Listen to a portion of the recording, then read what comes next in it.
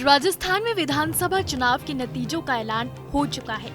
राज्य की 199 सीटों में से 115 पर बीजेपी ने जीत दर्ज की है।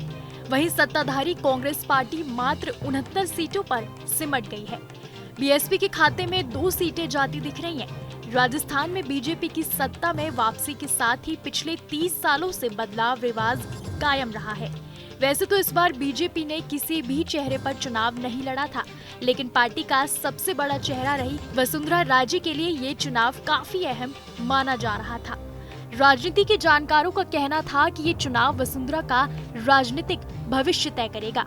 अब जब राजस्थान में बीजेपी की सरकार बनना तय हो गया है, तो यही सबसे बड़ा सवाल है कि क्या बीजेपी इस बार भी वसुंधरा को ही कमान सौंपेगी। पार्टी आलाकमान से अलग राय रखकर अपने तरीके से राजनीति करने वाली वसुंधरा बीजेपी की जीत का श्रेय पीएम मोदी और अमित शाह की रणनीति को दिया।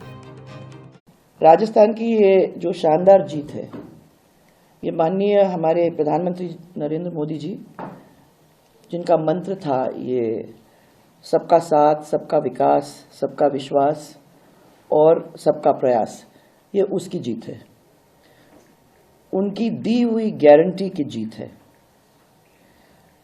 ये जीत हमारे माननीय केंद्रीय मंत्री होम मिनिस्टर अमित शाह जी की रणनीति की जीत है और ये जीत हमारे माननीय अध्यक्ष श्री नड्डा जी के कुशल नेतृत्व की जीत है।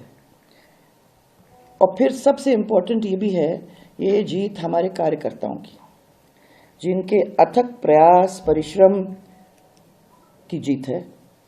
उन्होंने दिन और रात हमारे माननीय प्रधानमंत्री जी के जो सपने को साकार कर। राजस्थान की राजनीति पर नजर रखने वाले जानकारों का चुनाव से पहले कहना था कि बीजेपी को वसुंधरा को दरकिनार करने के लिए राज्य में कम से कम 110 से 120 सीटें लानी होंगी। अब जब बीजेपी 115 के आंकड़े को छू चुकी है, तो ऐसे में क्या पार्टी सच में वसुंधरा के अलावा किसी नाम पर विचार कर सकती है? इन चर्चाओं में जो नाम लोगों की जुबां पर हैं, उनमें दिया कुमारी, राजेंद्र राठौड़, महंत बालकनाथ प्रमुख हैं। इनके अलावा कुछ नाम ऐसे नेताओं के भी हैं जो इस बार विधानसभा चुनाव ही नहीं लड़े, जैसे भूपेंद्र यादव, केंद्रीय मंत्री अश्विनी वैष्णव और लोकसभा स्पीकर ओम बिरला। गाहे बगाहे केंद्रीय मंत्री गजेंद्र सिंह शेखावत, केंद्रीय मंत्री अर्जुन राम मेघवाल और पूर्व प्रदेश अध्यक्ष सतीश पुनिया सहित कई अन्य नामों को लेकर भी चर्चा जारी है।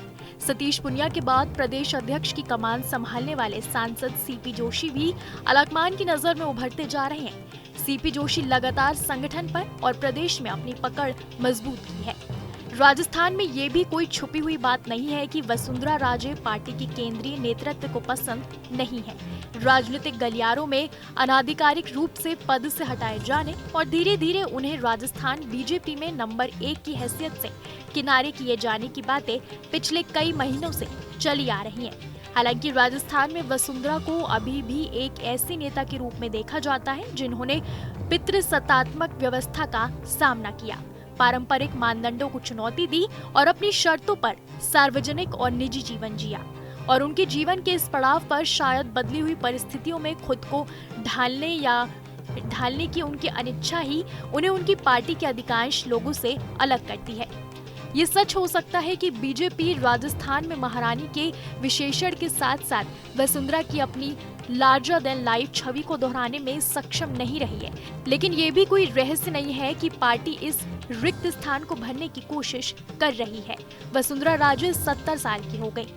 अब राजस्थान में बीजेपी की 115 सीटों पर जीत के बाद राजनीतिक गलियारों में सीएम पद को लेकर चर्चाएं शुरू हो गई हैं।